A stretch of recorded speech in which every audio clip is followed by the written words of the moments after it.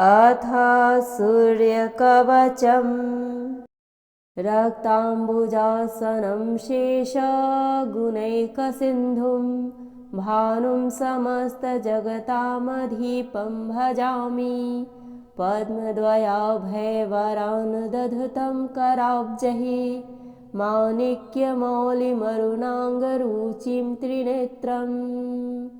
जपाकुसुम सङ्काशं काश्यपेयं महाधुतिं ध्वान्तारिं सर्वपापघनं प्रणतोऽस्मि दिवाकरम्। याज्ञवल्क्य उवाच शृणुष्व मुनिशार्दूला सूर्यस्य कवचं शुभं शरीररोग्यदं दिव्यं सर्वसौभाग्यदायकं दैदीप्यमानं मुकुटं स्फुरन्मकरकुण्डलं ध्यात्वा सहस्रकिरणं स्तोत्रमेतदुदीरयेत्। शिरो मे भास्करः पातु ललाटे मे मितद्युतिः नेत्रे दिनमणिः पातु श्रवणे वासरेश्वरः घ्राणं धर्मधृणी पातु वदनं वेदवाहनः जिह्वां मे मानदः पातु कण्ठं मे सूरवन्दितः स्कन्धौ प्रभाकरं पातु वक्षः पातु जनप्रियः पातु पादौ द्वादशात्मा सर्वाङ्गं सकलेश्वरः। सूर्यरक्षात्मकं स्तोत्रं लिखित्वा भुर्जपत्रके दधाति यः करे तस्य वशगः सर्वसिद्धयः। सुस्नातो यो जपेत् सम्यक् योधिते स्वस्थमानसः सरोगमुक्तो दीर्घायुः सुखं पुष्टिं च विन्दति। रक्ताम्बुजासनं शेषगुणैकसिन्धुं भानुं समस्तजगतामधीपं भजामि। पद्मद्वयाभयवरान् दधतं कराब्जैः माणिक्यमौलिमरुणाङ्गरुचिं त्रिनेत्रम्। जपाकुसुम सङ्काशं काश्यपेयं महाधुतिं ध्वान्तारिं सर्वपापघनं प्रणतोऽस्मि दिवाकरम्। याज्ञवल्क्य उवाच शृणुष्व मुनिशार्दूला सूर्यस्य कवचं शुभं शरीररोग्यदं दिव्यं सर्वसौभाग्यदायकं दैदीप्यमानं मुकुटं स्फुरन्मकरकुण्डलं ध्यात्वा सहस्रकिरणं स्तोत्रमेतदुदीरयेत्। शिरो मे भास्करः पातु ललाटे मे मितद्युतिः नेत्रे दिनमणिः पातु श्रवणे वासरेश्वरः घ्राणं धर्मधृणी पातु वदनं वेदवाहनः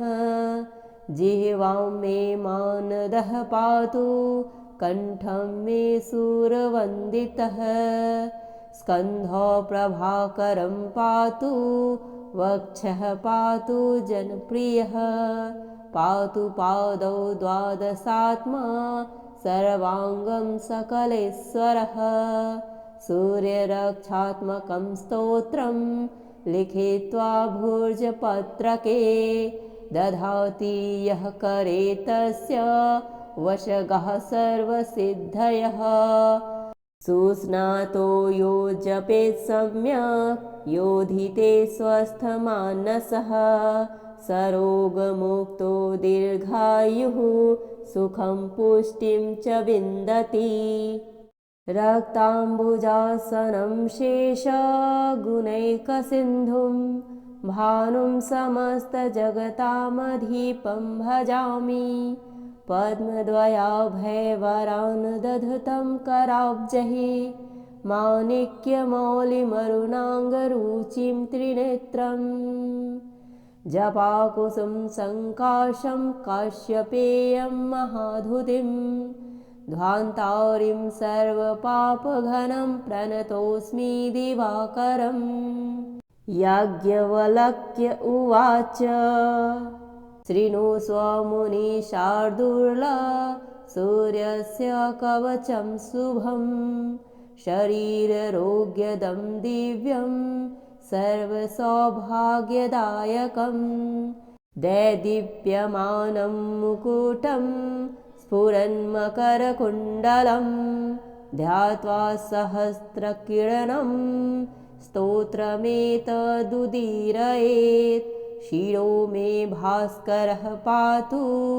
ललाटे मे मितद्युतिः नेत्रे दिनमणिः पातु श्रवणे वासरेश्वरः घ्राणं धर्मधृणी पातु वदनं वेदवाहनः जिह्वां मे मानदः पातु कण्ठं मे सुरवन्दितः स्कन्धो प्रभाकरं पातु वक्षः पातु जनप्रियः पातु पादौ द्वादशात्मा सर्वाङ्गं सकलेश्वरः सूर्यरक्षात्मकं स्तोत्रं लिखित्वा भुजपत्रके दधाति यः करे तस्य वशगः सर्वसिद्धयः सुस्नातो यो जपेत् सम्यक् योधिते स्वस्थमानसः सरोगमुक्तो दीर्घायुः सुखं पुष्टिं च विन्दति रक्ताम्बुजासनं शेषगुणैकसिन्धुं भानुं समस्तजगतामधीपं भजामि पद्मद्वयाभयवरान् दधतं कराब्जैः माणिक्यमौलिमरुणाङ्गरुचिं त्रिनेत्रम् जपाकुसुम सङ्काशं काश्यपेयं महाधुतिं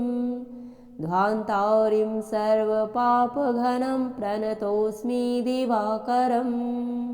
याज्ञवल्क्य उवाच शृणुष्व मुनिशार्दूला सूर्यस्य कवचं शुभं शरीररोग्यदं दिव्यं सर्वसौभाग्यदायकं दैदीप्यमानं मुकुटं स्फुरन्मकरकुण्डलं ध्यात्वा सहस्रकिरणं स्तोत्रमेतदुदीरयेत् शिरो मे भास्करः पातु ललाटे मे मितद्युतिः नेत्रे दिनमणिः पातु श्रवणे वासरेश्वरः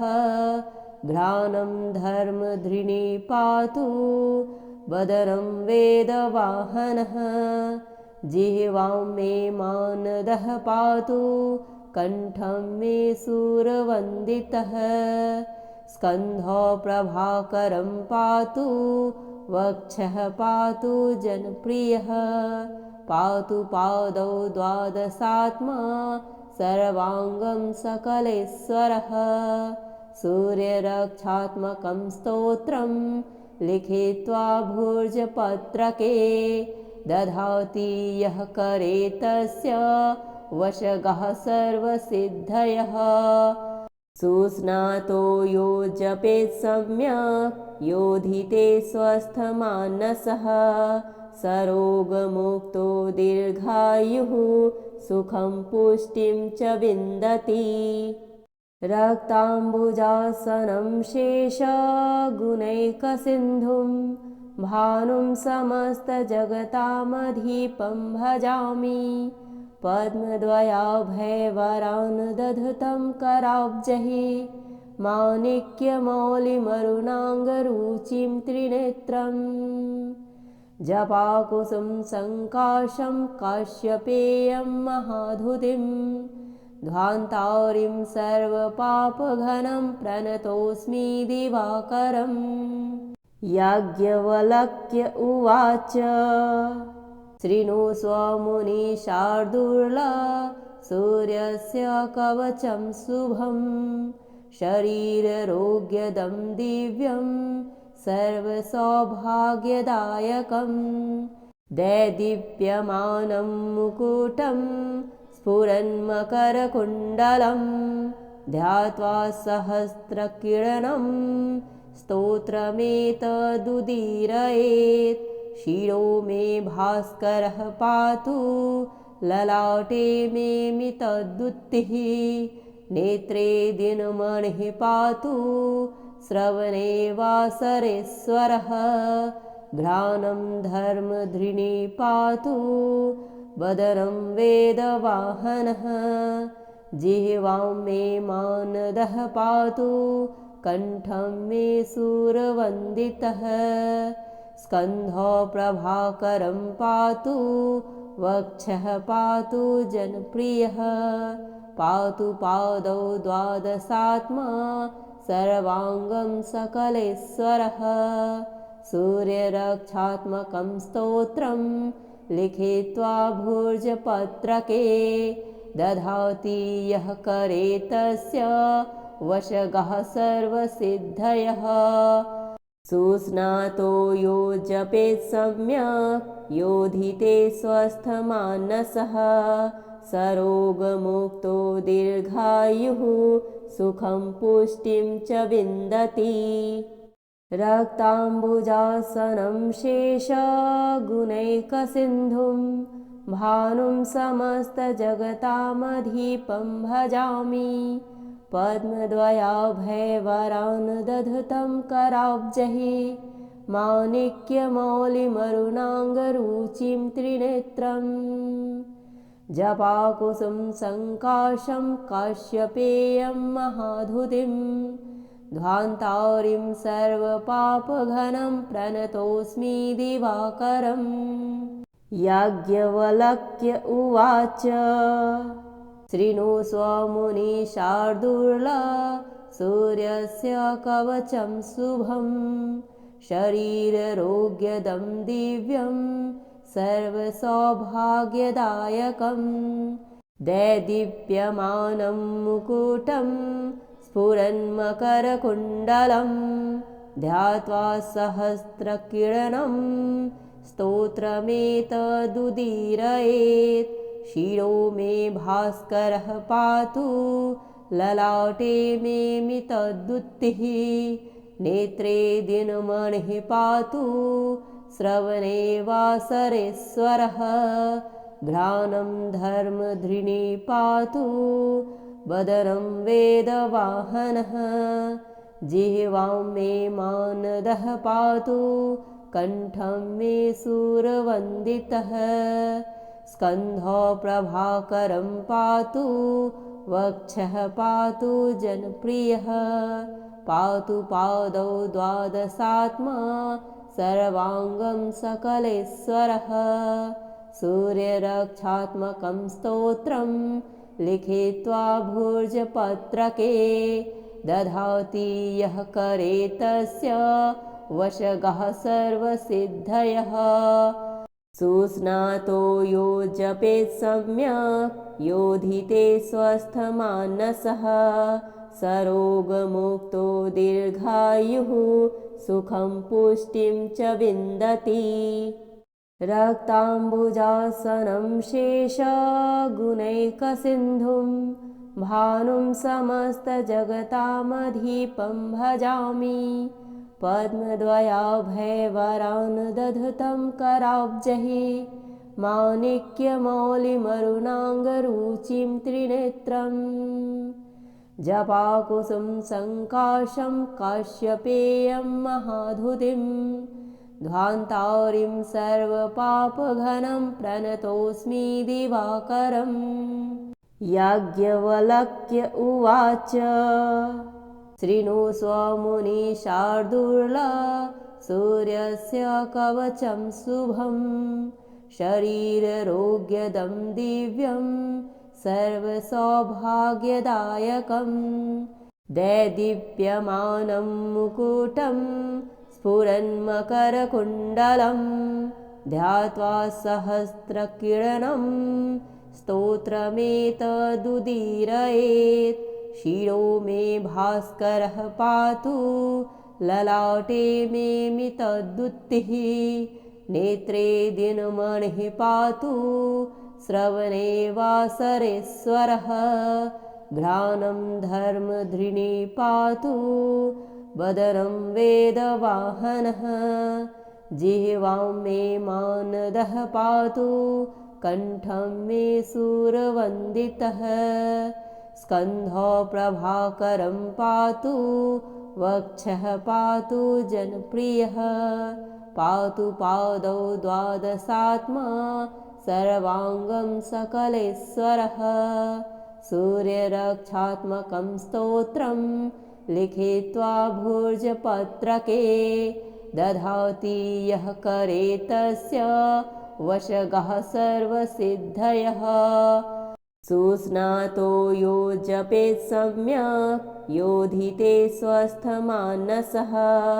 सरोगमुक्तो दीर्घायुः सुखं पुष्टिं च विन्दति रक्ताम्बुजासनं शेषगुणैकसिन्धुं भानुं समस्तजगतामधीपं भजामि पद्मद्वयाभयवरान् दधतं कराब्जैः माणिक्यमौलिमरुणाङ्गरुचिं त्रिनेत्रम् जपाकुसुं सङ्काशं काश्यपेयं महाधुतिं ध्वान्तारिं सर्वपापघनं प्रणतोऽस्मि दिवाकरम् याज्ञवल्क्य उवाच शृणुष्व मुनिशार्दूला सूर्यस्य कवचं शुभं शरीररोग्यदं दिव्यं सर्वसौभाग्यदायकं दैदीप्यमानं मुकुटं स्फुरन्मकरकुण्डलं ध्यात्वा सहस्रकिरणं स्तोत्रमेतदुदीरयेत् शिरो मे भास्करः पातु ललाटे मे मितद्युतिः नेत्रे दिनमणिः पातु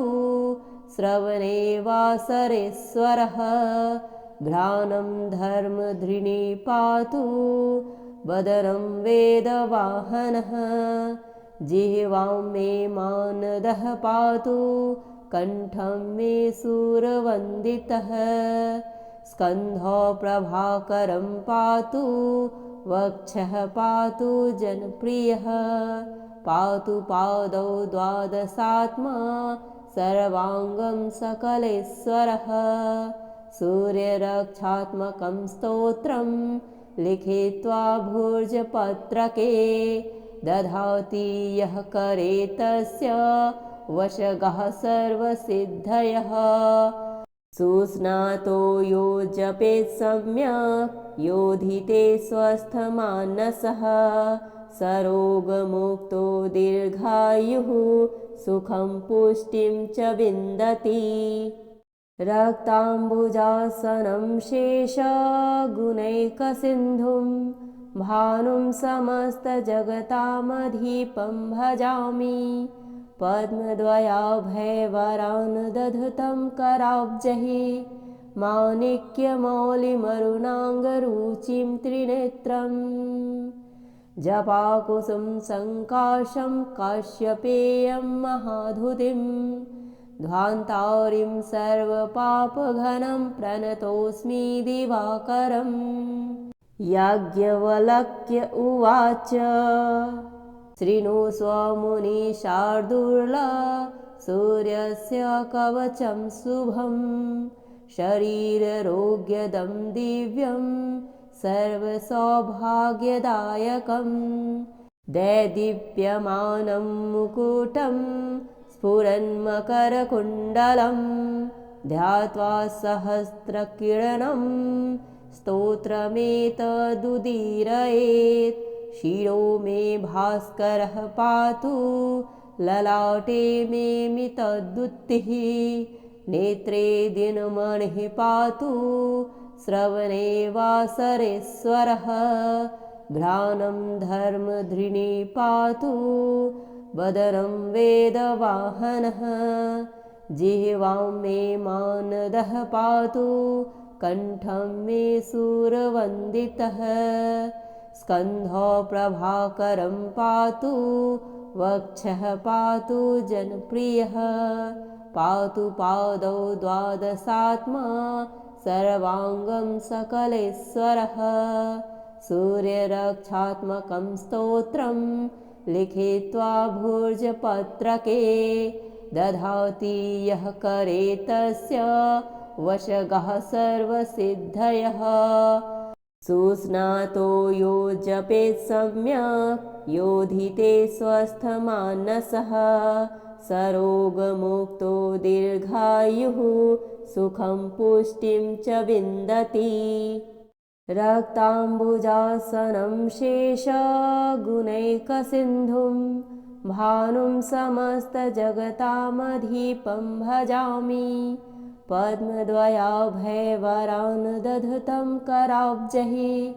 माणिक्यमौलिमरुणाङ्गरुचिं त्रिनेत्रम्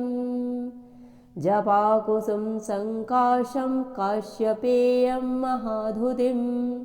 ध्वान्तारिं सर्वपापघनं प्रणतोऽस्मि दिवाकरम्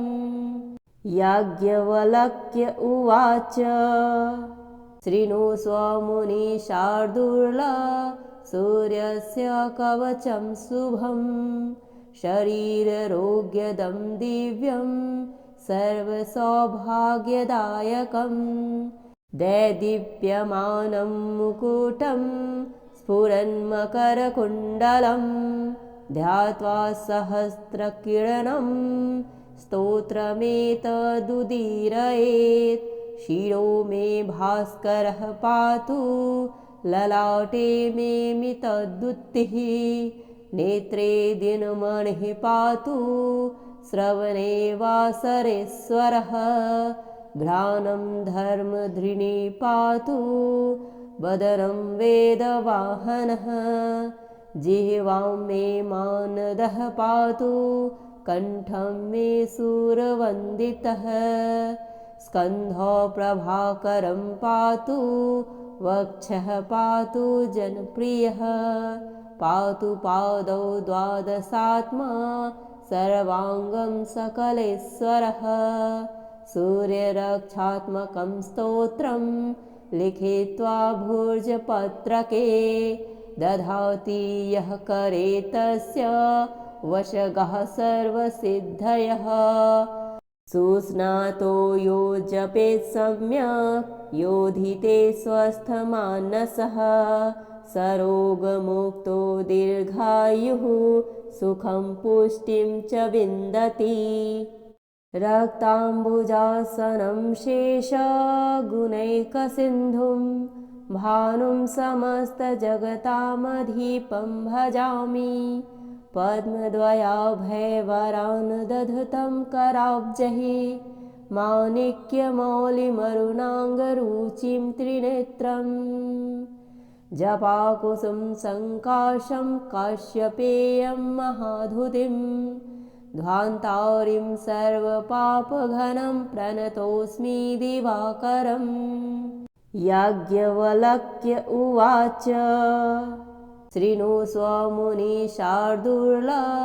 सूर्यस्य कवचं शुभं शरीररोग्यदं दिव्यं सर्वसौभाग्यदायकं दैदीप्यमानं मुकुटं स्फुरन्मकरकुण्डलं ध्यात्वा सहस्रकिरणं स्तोत्रमेतदुदीरयेत् शिरो मे भास्करः पातु ललाटे मे मितद्युतिः नेत्रे दिनमणिः पातु श्रवणे वासरेश्वरः घ्राणं धर्मधृणी पातु वदनं वेदवाहनः जिह्वां मे मानदः पातु कण्ठं मे सूरवन्दितः स्कन्धो प्रभाकरं पातु वक्षः पातु जनप्रियः पातु पादौ द्वादशात्मा सर्वाङ्गं सकलेश्वरः सूर्यरक्षात्मकं स्तोत्रं लिखित्वा भूर्जपत्रके दधाति यः करे तस्य वशगः सर्वसिद्धयः सुस्नातो यो जपेत् सम्यक् योधिते स्वस्थमानसः सरोगमुक्तो दीर्घायुः सुखं पुष्टिं च विन्दति। इति श्री माध्याह्यवल्क्य मुनिविरचितं सूर्यकवचस्तोत्रं सम्पूर्णम्।